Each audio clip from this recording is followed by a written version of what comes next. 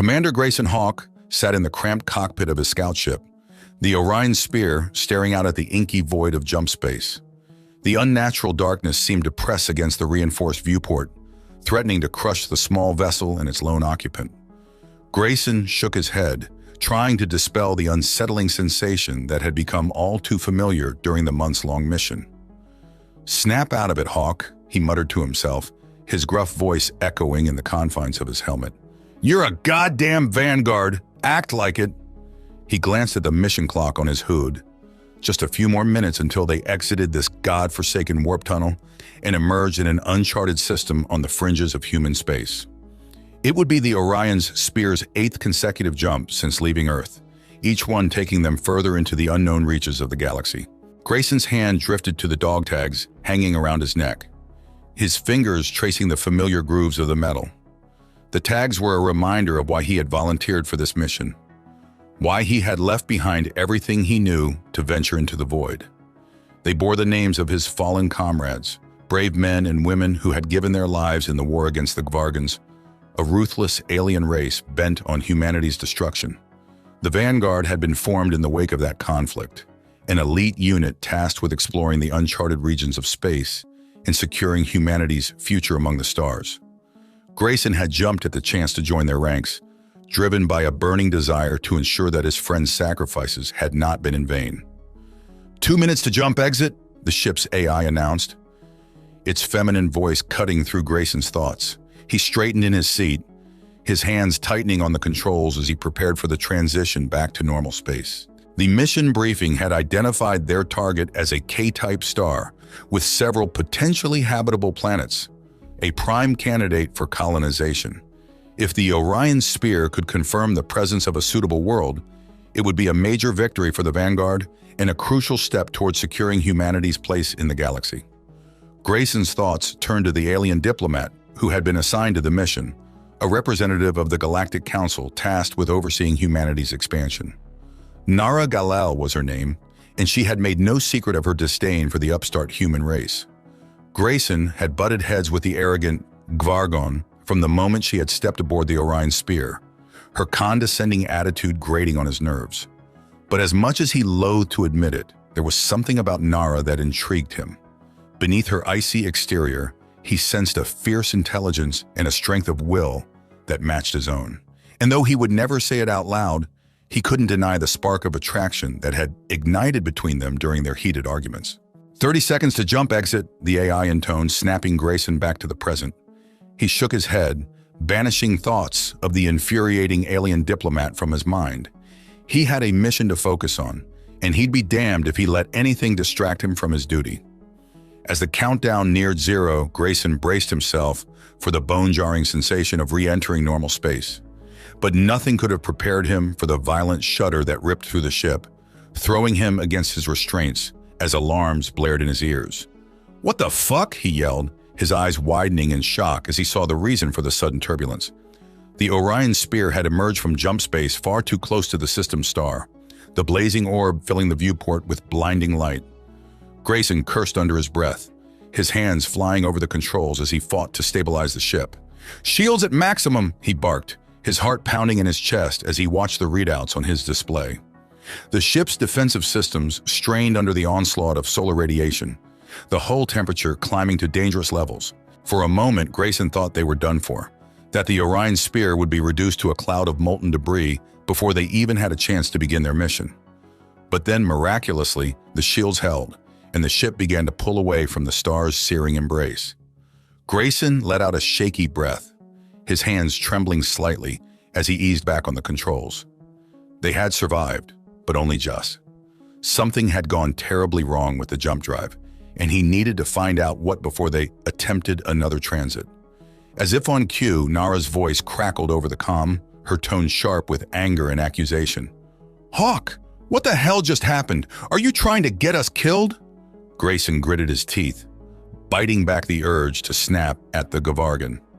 "Believe me, sweetheart, if I wanted you dead, I wouldn't need to crash the fucking ship to do it," he growled, his voice dripping with sarcasm. There was a moment of stunned silence on the other end of the comm, and then Nara's voice returned, cold as the void outside. "Watch your tongue, human. Remember who you're speaking to." Grayson rolled his eyes, his patience wearing thin. "How could I forget? You only remind me every 5 goddamn minutes." He could practically hear Nara's teeth grinding over the comm, and he allowed himself a small smirk of satisfaction. Getting under the Gvargan's skin had become something of a hobby for him, a way to relieve the tedium of the long journey. But as much as he enjoyed their verbal sparring, Grayson knew that they had more pressing matters to attend to. The jump drive malfunction was a serious problem, one that could jeopardize the entire mission if not addressed quickly. "Listen, Nara," he said, his voice growing serious. "We need to figure out what caused that jump error.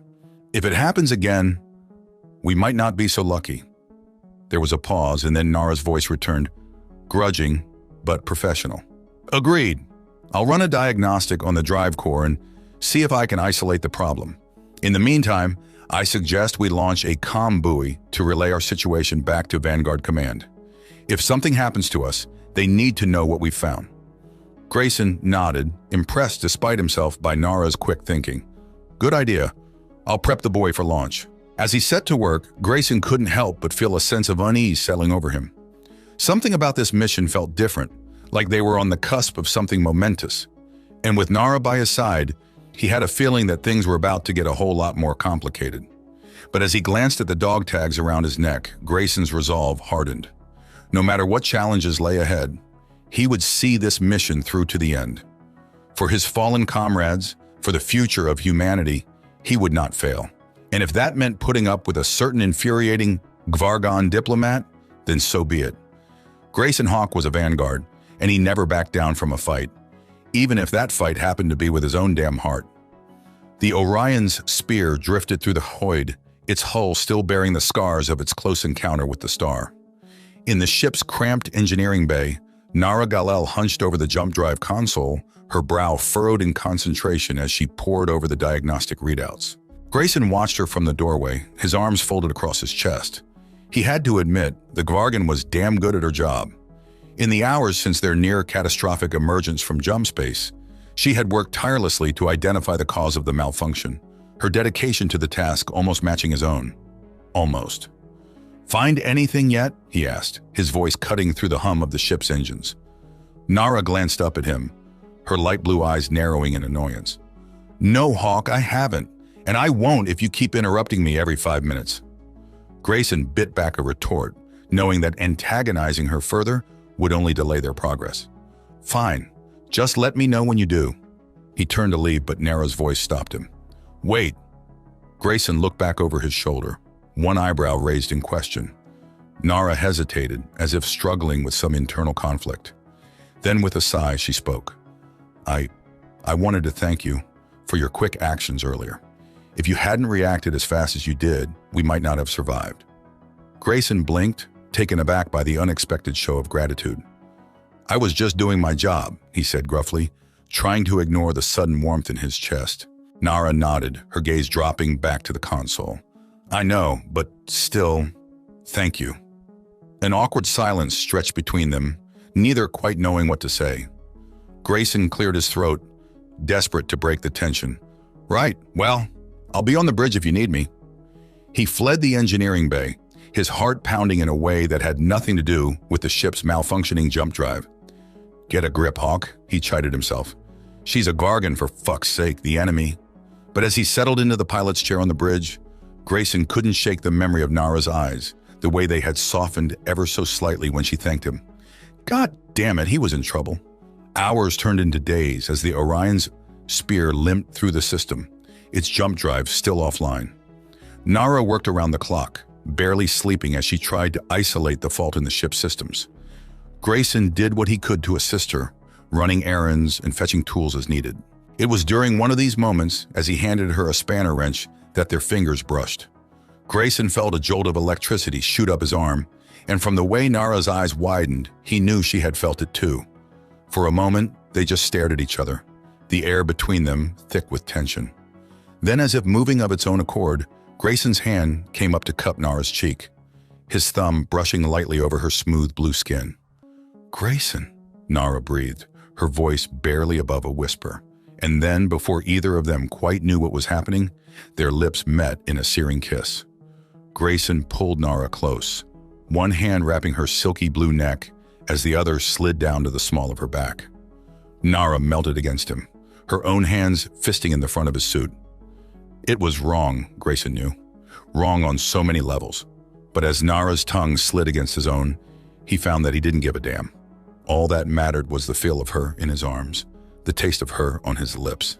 They broke apart, both breathing heavily. Nara's eyes were dark with desire, her lips swollen from his kisses. "We shouldn't," she said, even as her hands tightened on his suit. "I know," Grayson replied, his voice rough with need. "But I want to."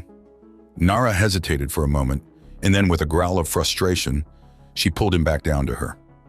They crashed together, all thoughts of propriety and duty forgotten in the heat of the moment. Clothing was shed, hands explored, and bodies joined in a dance as old as time itself. And as Grayson lost himself in the pleasure of Nara's touch, he knew that nothing would ever be the same again. They lay together afterwards, their bodies entwined on the narrow bunk in Grayson's quarters. Nara's head rested on his chest, her fingers tracing idle patterns on his sweat-slicked skin. "This complicates things," she murmured, her voice tinged with regret. Grayson sighed, his hand stroking through her neck. "I know, but I don't regret it." Nara propped herself up on one elbow, her eyes searching his face. "Neither do I," she admitted softly. "But Grayson, we can't let this interfere with the mission." Grayson nodded, his jaw tightening with resolve. "It won't. We'll figure out the jump drive, complete the survey, and then we'll figure this out." Nara smiled, a rare, genuine smile that made Grayson's heart skip a beat. "I'd like that," she said, leaning down to press a gentle kiss to his lips. But even as they lost themselves in each other once more, Grayson couldn't shake the feeling that their troubles were only just beginning. The Orion Spear was still stranded, its jump drive in desperate need of repair. And with each passing day, the specter of failure loomed larger on the horizon. They would have to work together, human and Gvargan, if they were to have any hope of success. And as Grayson held Nara close, he knew that he would do whatever it took to see this mission through. For the sake of the Vanguard, for the sake of humanity, and for the sake of the woman he was starting to realize he might just love. The Orion Spear hung in the void, its hull illuminated by the distant light of the system's star. In the ship's engineering bay, Nara Galel let out a triumphant cry, her eyes shining with excitement as she turned to face Grayson. "I've got it!" she exclaimed, pointing to the diagnostic readout on the console. "The jump drive malfunction was caused by a faulty power coupling. If we can bypass it and reroute the energy flow," Grayson grinned, catching her enthusiasm, "then we can get the hell out of here and complete our mission." Nara nodded, her smile turning sly. "And maybe, if you're lucky, we can pick up where we left off earlier." Grayson's pulse quickened at the promise in her words, but he forced himself to focus on the task at hand. "Let's get to work then." Together they labored over the jump drive, their hands moving in perfect synchronization as they rewired circuits and replaced damaged components. It was a testament to their skill and determination that, mere hours later, the drive hummed to life, its power readings stable and strong. Grayson let out a whoop of joy, pulling Nara into a fierce embrace. She laughed against his chest, her own arms coming up to encircle his waist. For a moment, they just held each other, savoring the feeling of victory. But their celebration was short-lived. No sooner had they pulled apart than the ship's sensors began to blare, warning of an incoming threat. Grayson raced to the bridge, Nara hot on his heels. What he saw on the view screen made his blood run cold. A Gvargan warship, its hull bristling with weapons, hung in space before them. And from the way its targeting systems were locked onto the Orion Spear, Grayson knew that its intentions were far from friendly. "Attention, human vessel!" A harsh voice crackled over the comm. "This is Commander Gortak of the Gvargan Empire. You are trespassing in our sovereign territory. Surrender immediately or be destroyed." Grayson's jaw clenched, his mind racing as he considered their options. The Orion Spear was no match for a Gvargan warship, and with their jump drive only just repaired, they stood little chance of outrunning it. But as he glanced at Nara, he saw the same determination in her eyes that he felt in his own heart. They had come too far, fought too hard to give up now. "Gortak," Nara spoke, her voice steady and clear. "This is Nara Galel, diplomatic envoy to the Galactic Council. The human vessel is under my protection, and I demand that you stand down immediately." There was a moment of silence, and then Gortak's voice returned, dripping with disdain. You forget yourself, Gal-El. You have no authority here. The humans are our enemy, and they will be dealt with as such. Nara's eyes flashed with anger, and Grayson felt a surge of pride at the strength in her voice. No, Gortak, it is you who forget yourself. The war between our peoples is over, and it is time for us to find a new way forward. A way of peace, of cooperation. She glanced at Grayson, her gaze softening. The humans are not our enemy. They are our allies, our friends. And if you attack this vessel, you attack not just them, but the very principles upon which the Galactic Council was founded. Grayson held his breath, waiting for Gortak's response. For a long, tense moment, there was nothing but silence. And then, miraculously, the Gavargon warship began to turn its weapons powering down. Very well, Gal-El, Gortak growled, his voice tight with anger. The human vessel may go, but know this, the Gavargon Empire will not forget this insult. There will be a reckoning, and when it comes, you will pay for your treachery. With that, the comm went dead, and the warship vanished into the void, leaving the Orion spear alone once more. Grayson let out a shaky breath, his knees weak with relief. He turned to Nara, his eyes shining with admiration. That was incredible, he said softly. You saved us. Nara smiled, her hand coming up to cup his cheek. No, Grayson, we saved each other. And as he pulled her into a deep, passionate kiss, Grayson knew that she was right. They had faced the unknown together, human and Vargan, and in doing so, they had forged a bond that could never be broken. They had proven that, despite their differences, their two peoples could work together, could find common ground, and build a future of peace and prosperity. And as the Orion spear leapt into the void, its jump drive carrying them onwards to new adventures and new discoveries, Grayson knew that he would face whatever challenges lay ahead, with Nara by his side. For they were more than just allies, more than just lovers. They were a symbol of hope, a beacon of light in the darkness of space. They were the future, and the future was bright.